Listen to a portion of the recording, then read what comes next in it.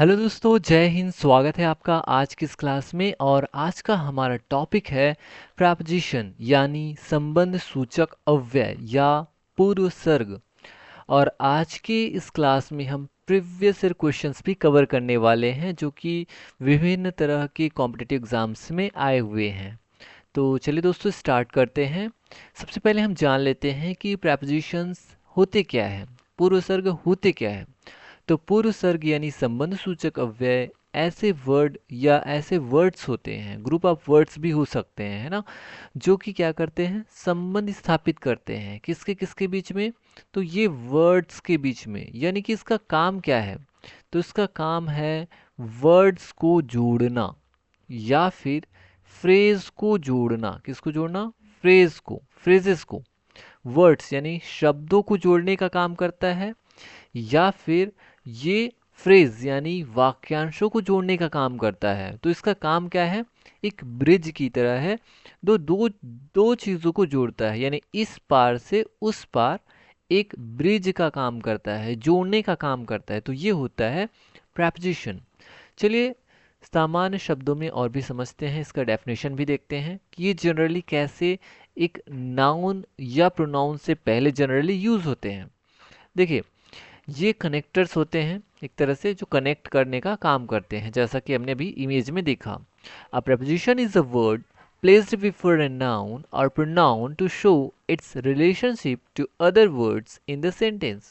यानी ये generally noun या प्रोनाउन से ठीक पहले यूज होते हैं और उस नाउन या प्रोनाउन का बाकी शब्दों के साथ क्या संबंध है इसे बताने का काम करता है। जैसे the book is on the table का मतलब है कि जो बुक है ना, बुक है वो टेबल से कैसा है, कैसे है। ऑन द टेबल का मतलब है टेबल के ऊपर, ऑन मतलब ऊपर, यानी कि उसके जो है सरफेस पे है ना। तो ये हो जाएगा the book is on the table, यानी कि टेबल क्या है, नाउन है, और नाउन से ये पहले यूज हुआ है ऑन प्रीपोजिशन। और ये संबंध बता रहा है कि ये जो बाकी जो वर्ड्स है यानी द बुक है वो उस टेबल के साथ कैसा संबंध में है। ऑन है मतलब उसके ऊपर जस्ट रखा हुआ है। वैसे अगर हम अंडरनीथ या अंडर अगर यूज़ करते हैं तो नीचे, है ना, बिसाइड यूज़ करते हैं तो बगल में। तो ऐसे ये जो है संबंध बता रहा है कि उसका संबंध उसके साथ कैसा है। ठीक है। She is good at English, मतलब यहाँ पे बता रहे हैं कि इंग्लिश में बाकी जो वर्ड्स है उसका संबंध कैसा है, यानी कि वो इंग्लिश में अच्छी है। ठीक है। तो ये एट हो गया, ऑन है, ये क्या है, कनेक्टर्स है जो जोड़ने का काम कर रहा है। और जनरली ये नाउन या प्रोनाउन से ठीक पहले यूज होते हैं। लेकिन ऐसा भी नहीं है कि ये हमेशा नाउन या प्रोनाउन से पहले ही यूज होगा। कभी कभी सेंटेंस के शुरू में भी यूज हो सकता है।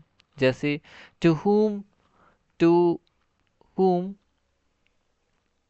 to whom are you talking, are you talking. अगर मैं ऐसा अगर सेंटेंस को बोलता हूँ तो इसका मतलब है कि आप किससे बात कर रहे हैं। To whom are you talking मतलब टू सेंटेंस के शुरू में आया हुआ है। वैसे ही अगर अन्य भी एग्जांपल्स देखें तो जैसे are what are you looking, what are you looking for, इसका मतलब क्या हो रहा है कि फॉर जो देखिए ये सेंटेंस के लास्ट में आया हुआ है। What are you looking for मतलब तुम किसका इंतजार कर रहे हो या तुम किसे ढूंढ रहे हो, है ना। What are you looking for. तो ये देखिए इस तरह से सेंटेंस के शुरू में भी प्रपोजिशन आ सकते हैं, सेंटेंस के लास्ट में भी आ सकते हैं। लेकिन जनरल जो रूल है वो ये कहता है कि ये नाउन या प्रोनाउन से पहले यूज होता है और वर्ड्स के बीच में रिलेशन बनाता है। तो चलिए आज हम इतना ही कॉन्सेप्ट देखते हैं, बाकी आज हम क्वेश्चंस कवर करते हैं, प्रीवियस ईयर क्वेश्चंस। ठीक है। तो देखिए फर्स्ट हमारा क्वेश्चन है, pick out the correct preposition that is most appropriate to be attached to the verb abstain। abstain एक वर्ब है और इसके साथ कौन सा preposition है वो जो है appropriately यूज होगा। तो कौन सा यूज होगा? तो ये होगा option D, from. Abstain from, abstain का मतलब होता है परहेज करना। क्या होता है? परहेज करना, परहेज करना। ठीक है। तो इसलिए हो जाएगा abstain from. Abstain from alcohol मतलब मैं अल्कोहल से परहेज करता हूँ। नेक्स्ट देखिए, the train will depart blank the other platform. यहाँ पे बोला जा रहा है कि जो ट्रेन है वो डिपार्ट होगा, कहाँ से होगा यानी छूटेगा, द अदर प्लेटफॉर्म यानी अन्य प्लेटफॉर्म से। तो इसमें भी क्या आ जाएगा, फ्रॉम यूज़ होगा। फ्रॉम का यूज़ क्यों होगा, क्योंकि फ्रॉम मतलब किसी चीज़ से अलग होने के लिए यूज़ हो रहा है। ठीक है, डिपार्ट मतलब अलग या वहाँ से छूटने के लिए यूज़ हो रहा है। तो जब हम किसी चीज़ से अलग होते हैं, छूटते हैं, तो फ्रॉम का यूज़ करते हैं जनरली। ठीक है, नेक्स्ट देखिए, I am staying blank friends not for blank the station. यहाँ पे क्या आ जाएगा, तो यहाँ पे आई एम स्टेइंग अप अगर बोलते हैं एंड विथ फ्रेंड्स, है ना। तो स्टेइंग अप का मतलब होता है जागना। क्या होता है इसका मतलब, जागना होता है। तो ये ऑप्शन डी करेक्ट हो जाएगा। I am staying up with friends not for from the station, मतलब मैं अपने फ्रेंड्स के साथ जाग रहा हूँ जो कि स्टेशन से दूर नहीं है। या फिर अगर ऑप्शन बी अगर आप भी करते हैं तो ये भी सही है। I am staying with friends, मैं अपने फ्रेंड्स के साथ ठहरा हूँ, ठहरा हुआ हूँ, स्टे किया हुआ हूँ, not for from the station, जो कि स्टेशन से दूर नहीं है। तो दोनों जो है करेक्ट माना जा सकता है, क्योंकि दोनों का जो सेंस है वो सही निकल रहा है। ठीक है, तो दोनों करेक्ट है, लेकिन ऑन आंसर जो लिया गया है वो डी वाला लिया गया है, लेकिन दोनों में अगर देखें तो दोनों ही करेक्ट हैं। ओके, तो चलिए नेक्स्ट देखते हैं। Supply a suitable proposition in the following sentence. The jury acquitted him blank the charge of murder. Jury मतलब होता है समिति या सभा, एक्विट मतलब होता है बरी करना। ठीक है, तो ज्यूरी ने उसे बरी किया है, कहाँ से, मर्डर की जो चार्ज लगा था उससे बरी किया। तो यहाँ पे क्या आ जाएगा, acquitted him of, of preposition जो है वो करेक्ट हो जाएगा, एक्विटेड ऑफ। ठीक है, choose the correct preposition, he openly boasted blank his skill as a burglar. यहाँ पे कौन सा आंसर सही हो जाएगा, तो यहाँ पे हो जाएगा, बोस्ट के साथ जनरली क्या यूज होता है, ऑफ यूज होता है, तो बोस्टेड ऑफ यानी ऑप्शन बी इसमें भी करेक्ट हो जाएगा। तो he openly boasted of his skill. ठीक है, यहाँ पे अगर देखेंगे तो इसमें हो जाता है बरी करना, किसी केस से बरी करना होता है। ठीक है, किसी चार्ज से बरी करना। बोस्ट का मतलब होता है एक तरह से घमंड करना, क्या करना, घमंड करना होता है, या फिर एकदम ज़्यादा दिखावा करना, शो अप करना, इस टाइप का। तो वो क्या करता है, एक चोर के तौर पे वो अपने आप को एकदम ज़्यादा दिखावा करता है, घमंड करता है, बढ़ा चढ़ा के वो करता है, तो बोस्ट ऑफ करता है his skill as a burglar. ठीक है, एक चोर के तौर पे वो अपनी स्किल को क्या करता है, ओपनली बोस्ट ऑफ करता है, मतलब दिखाता है, बहुत ज़्यादा शो अप करता है। ठीक है, नेक्स्ट देखिए, one day you will repent what blank what you have done. इसमें कौन सा आंसर सही हो जाएगा, तो one day you will repent. तो रिपेंट में क्या आ जाएगा आपका, रिपेंट ऑफ हो जाता है। रिपेंट ऑफ का मतलब होता है पछताना, रिपेंट मतलब पछताना। ठीक है, तो एक दिन तुम जो है अपने जो भी किए हुए उस पे क्या करोगे, पछतावा करोगे, तो रिपेंट ऑफ होता है। एक और है, वो है फॉर, रिपेंट फॉर भी बोलोगे तो भी करेक्ट है। We would arrive there place blank time. हम जो है उनकी जगह पे समय में पहुंच जाएंगे। तो यहाँ पे क्या आ जाएगा, समय में की बात हो रही है, तो यहाँ पे इन जो है वो ज़्यादा अप्रोप्रिएट है। We would arrive there place in time मतलब समय में, समय से पहले। ठीक है, और ऑन टाइम का मतलब क्या होता है, ऑन टाइम मतलब हो जाएगा समय पे, एकदम एग्जैक्ट टाइम है तो एग्जैक्ट टाइम है, एकदम परफेक्ट टाइम, तो वो ऑन टाइम हो जाएगा। समय से पहले उसके भीतर मतलब इन ही हो जाएगा। ठीक है, बाय मतलब तक के सेंस में यूज होता है, जैसे बाय 5 o'clock, बाय 10 o'clock। ठीक है, चलिए और भी क्वेश्चंस देखते हैं। तो you may right blank a pencil, यहाँ पे क्या आ जाएगा, पेंसिल से आप लिख सकते हैं। तो पेंसिल से बाय यूजिंग, हम किसका यूज कर रहे हैं यहाँ पे, इंस्ट्रूमेंट का यूज कर रहे हैं। किसका यूज कर रहे हैं, इंस्ट्रूमेंट का। तो जब हम इंस्ट्रूमेंट का यूज करते हैं तो किसका यूज करते हैं, जनरली विथ का। बाय का यूज़ बाय एजेंट के तौर पे यूज़ होता है। एजेंट मतलब जैसे मैं, मेरे द्वारा पत्र लिखी जाती है, a letter is written by me, इस तरह से। या फिर मैं कार से यहाँ आया, आई केम हियर बाय कार, ऐसा बाय का यूज़। इंस्ट्रूमेंट मतलब जैसे कोई चीज़ है, जैसे मैं सब्जी जो है वो चाकू से काटता हूँ तो with knife, I cut vegetables with knife. I write a letter with pencil, with pen, with a pencil, ऐसा। ठीक है, तो विथ जो है अप्रोप्रिएट है। यहाँ पे देखिए next, there was an interesting programme blank radio this morning. यहाँ पे कौन सा आंसर हो जाएगा? तो देखिए, there was an interesting programme blank radio this morning, on radio this morning. On radio क्या होगा? यहाँ पे बोला जा रहा है कि एक इंटरेस्टिंग प्रोग्राम है, जो है वो था इस सुबह, एक इंटरेस्टिंग प्रोग्राम रेडियो पे था, रेडियो पे था, ऑन हो जाएगा। ठीक है, नेक्स्ट देखिए, does the old lady object blank my smoking cigar, या सिगरेट जो भी है, सिगार, ये पीने का ही स्मोकिंग सिगार है। तो यहाँ पे क्या आ जाएगा? Does the old lady object, ठीक है, अगेंस्ट आएगा कि टू आएगा कि ऑफ आएगा कि एट आएगा?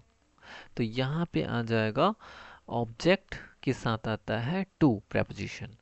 तो क्या वो वृद्ध महिला, वो मेरे सिगार स्मोकिंग करने पे क्या उसे कोई ऐतराज होता है?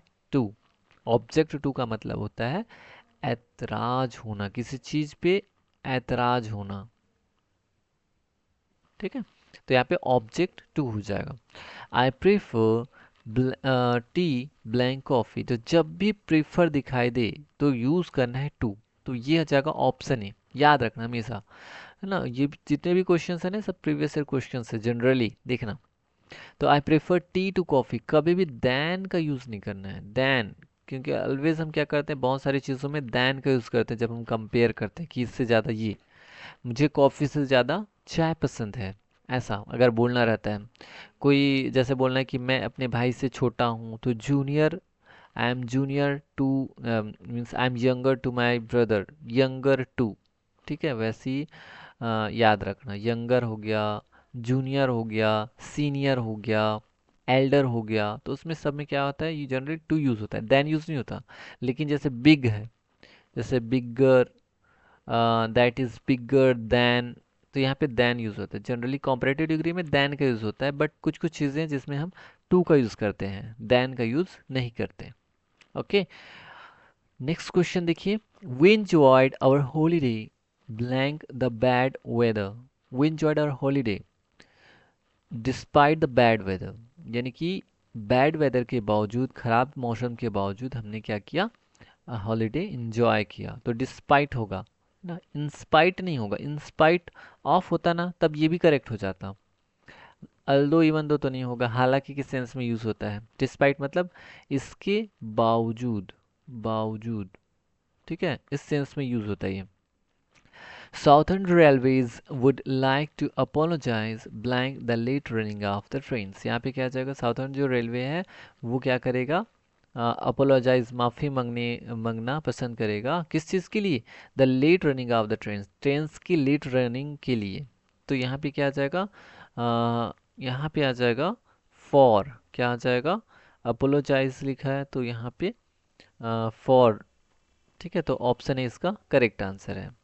नेक्स्ट देखिए, I take up my new post blank next April, मतलब मैं अपना जो नया पोस्ट है वो नेक्स्ट अप्रैल को ज्वाइन करूंगा कि तक ज्वाइन करूंगा। तो यहाँ पे आ जाएगा I take up new post, तो यहाँ पे आ जाएगा बाय जो है वो ज़्यादा अप्रोप्रिएट है। ठीक है, बाय द नेक्स्ट अप्रैल, मतलब अगले जो अप्रैल है तब तक मैं अपना नया पोस्ट जो है वो टेकअप करूंगा या ज्वाइन करूंगा। Which one is the correct sentence, यहाँ पे कौन सा सेंटेंस है जो करेक्ट है, तो एक बार रीड करिए फिर बताइए। तो यहाँ पे जो करेक्ट सेंटेंस है वो है option D, it is 5:30 bye my watch. देखिए, जब भी आप टाइम की बात करते हैं तो बाय यूज़ करना है, इन माई वॉच नहीं बोलना है। मतलब मेरी घड़ी के द्वारा इतना बजा है, 5:30 हुआ है, 5:30 हुआ है, ऐसा। और रियल में भी 4:30 हो गया है ना, 5:30 नहीं हुआ है। तो जब भी टाइम की बात होती है तो by my watch, by your watch ऐसा होता है, इन नहीं होगा। ठीक है, घड़ी में ऐसा भले में बोलेंगे हिंदी में, लेकिन इंग्लिश में बाई यूज होता है। Atul has been sick blank for a week now, क्या आ जाएगा यहाँ पे, अ वीक। जहाँ पे अपना हो गया, मतलब क्या होता है, वन होता है, तो जहाँ पे 1 2 3 4 ऐसा अगर आप जोड़ सकते हैं, जैसे दिन अगर मैं बोलूँगा डे, तो 1 डे 2 डे 3 डे। ईयर बोलूँगा तो 1 day 2 day, 1 year 2 year 3 years. अगर मैं वीक बोलूँगा तो 1 वीक 2 वीक 3 वीक, ऐसा अगर आप काउंट कर सकते हैं तो क्या आ जाएगा, आंख बंद करके फॉर यूज़ करना। For means duration of time, समय की लंबाई। ठीक है। और इंडिया सिंस का यूज़ तब करना है जब आप 1 2 करके काउंट नहीं कर पा रहे हैं तब। ठीक है, इतना याद रखिए। India is an independent country for 1947, यहाँ पे एग्जैक्ट दिया हुआ है तो यहाँ पे सिंस आ जाएगा। तो जहाँ पे एग्जैक्ट दिया रहेगा 1947 2026, जितना भी ईयर दिया रहे, Sunday Monday Tuesday Wednesday date दिया रहे, जनवरी फरवरी मार्च अप्रैल दिया रहे, तो वहाँ पे सिंस यूज़ करना है। टाइम दिया रहे, जैसे घड़ी का time 1 o'clock 2 o'clock 1 PM, then since. Okay, since means ये हो जाता है पॉइंट ऑफ टाइम। नेक्स्ट देखिए, blank 1 PM we had crossed Ludhiana. 1 PM मतलब यहाँ पे जाहिर सी बात है बाय 1 PM हो जाएगा, मतलब 1 बजे तक हम जो है लुधियाना क्रॉस कर चुके थे। 1 बजे तक, यानी कि बाय यूज़ हो जाएगा, फ्रॉम नहीं होगा, सिंस नहीं होगा, अंटिल नहीं होगा। सिंस तब यूज़ होगा जैसे we have been studying preposition since 1 PM, ऐसा अगर जैसे बताना होगा तब होगा, यानी परफेक्ट कंटिन्यूअस टेंस में जनरली। ठीक है। साक्षी ट्रेवल्ड 20 किलोमीटर्स ब्लैंक 2 आवर्स। साक्षी ट्रेवल्ड 20 किलोमीटर्स ब्लैंक 2 आवर्स, यहाँ पे क्या आ जाएगा, तो यहाँ पे आ जाएगा इन। कैसे आएगा, इसमें क्या बोला जा रहा है कि साक्षी जो है ना, वो 2 घंटे में 2 आवर्स में 20 किलोमीटर्स ट्रेवल की। ठीक है, तो 2 घंटे में ट्रेवल की, तो इन जो है वो ज़्यादा अप्रोप्रिएट है, यही आएगा आंसर। ठीक है। नेक्स्ट देखिए, नेक्स्ट है रमेश, जो कि मेरा ही नाम है, was sitting blank the benches. अब जाहिर सी बात है वो बेंच के ऊपर बैठा है, बैठा हुआ था, तो क्या जाएगा, यानी मैं बैठा हुआ था तो ऑन आ जाएगा। जैसे ये बेंच है, अब बेंच के सरफेस पे अगर आप बैठ रहे हैं तो ऑन आ जाएगा, थोड़ा सा ऊपर हो जाएगा तो ओवर आ जाएगा, बहुत ज़्यादा ऊंचाई है तो अबव आ जाएगा, बगल में है तो बिसाइड आ जाएगा। ठीक है, ये चीज़ें आपको याद रखना है। नीचे में बैठा है, बैठेंगे तो अंडर आ जाएगा। ठीक है, तो ये she lives blank church street. अब स्ट्रीट है, गली है, तो जाहिर सी बात है एट यूज होगा। बड़ी अगर जैसे प्लेसेस है तो इन यूज होता है, जैसे रायपुर एक शहर है तो आई लिव इन रायपुर होगा। अगर मैं कहूँगा कि I live at Samta colony, एक नगर का नाम बता रहे हैं तो एट यूज करना है, गली का नाम बता रहे हैं एट का यूज करेंगे, गांव का नाम बता रहे हैं तो एट का यूज करेंगे। लेकिन अगर आप बिग सिटी की बात करें तो इन यूज होगा। ओके, नेक्स्ट देखिए, the snake crawled blank its hole, क्या आ जाएगा यहाँ पे, तो यहाँ पे आ जाएगा इनटू। इनटू क्यों आएगा, क्योंकि देखिए इन मतलब होता है अंदर में, जैसे आप क्लास में बैठे हैं तो आप बोलोगे I am in the class. अगर स्नेक जो है वो होल में है तो आप बोलोगे कि जो स्नेक है, the snake is in its hole. लेकिन यहाँ पे क्रॉल्ड, यानी कि यहाँ पे किसको दिखा रहे हैं, मोशन को दिखा रहे हैं। किसको बता रहे हैं, मोशन, यानी कि गति। जहाँ पे गति वाली बात आएगी तो वहाँ पे इन की जगह पे इनटू यूज होगा। ठीक है, गति है इसलिए इनटू आया। नॉर्मल रहता इन तो अंदर में रहता, स्थिर रहता तो, स्टेबल रहता तो इन यूज होता। ठीक है, ये समझ लीजिए। वैसे ही ऑन और ऑन टू का रहता है। ऑन मतलब नॉर्मल अगर जैसे बुक टेबल पे है, the book is on the table, लेकिन जब आप उसको रख रहे हैं तो जहाँ पे मोशन दिखाना रहेगा तो वहाँ पे ऑन की जगह पे ऑन टू आ जाएगा। ठीक है। द कैट स्प्रैंग, नेक्स्ट देखिए, the cat sprang blank the chair. The cat sprang blank the chair, जो कैट है, बिल्ली है, वो क्या की, चेयर चेयर के ऊपर उछाल करी, तो यहाँ पे अप की जगह पे अपॉन आ जाएगा। अपॉन यहाँ पे भी मोशन को दिखा रहे हैं। जब कैट जो किसी के ऊपर जंप कर रही है तो यहाँ पे अपॉन यूज होगा, तो यहाँ पे भी ये भी मोशन को ही शो कर रहा है। ठीक है। तो ये था आंसर। और देखते हैं नेक्स्ट। और ये है नेक्स्ट है, Rohit is standing blank the pole. मतलब रोहित जो है वो खड़ा हुआ है। प्लैंक पोल, पोल जो होता है ना खंभा, खंभा की कहाँ, इन में खंभा के अंदर थोड़ी रहेगा, विद भी नहीं आएगा, साथ भी नहीं रहेगा, टू भी नहीं रहेगा, यहाँ पे क्या जाएगा, बाई होगा। बाई का मतलब हो गया पास के लिए, नियर के लिए यूज हो रहा है, नियर यानी कि NEAR, नियर के सेंस में यूज होता है बाई का यूज, यानी कि पास। मतलब रोहित जो है वो पोल के पास खड़ा हुआ है। ठीक है, नेक्स्ट देखिए, ही इज काइंड ब्लैंकस। यहाँ पे बोला जा रहा है कि वो हमारे लिए क्या है, दयालु है, यानी हमारे प्रति दयालु है। कैसा है, हमारे प्रति। तो he is kind at, he is kind by, he is kind on नहीं होगा, यहाँ पे क्या आ जाएगा, he is kind to us. ठीक है, तो ये टू जो है ये करेक्ट आंसर है। तो इस तरह से दोस्तों आज की इस क्लास में हमने प्रेपोजिशन को समझा, प्रेपोजिशन से रिलेटेड इम्पॉर्टेंट क्वेश्चन भी हमने देखे जो कि विभिन्न तरह के कॉम्पिटिटिव एग्जाम्स में आए हुए हैं। आई होप दोस्तों कि आपको आज की जो क्लास है वो काफ़ी अच्छे से पसंद आई होगी। तो मिलेंगे नेक्स्ट वीडियो लेक्चर में किसी इंटरेस्टिंग टॉपिक के साथ। तब तक के लिए आप पढ़ाई जारी रखिए एंड थैंक यू।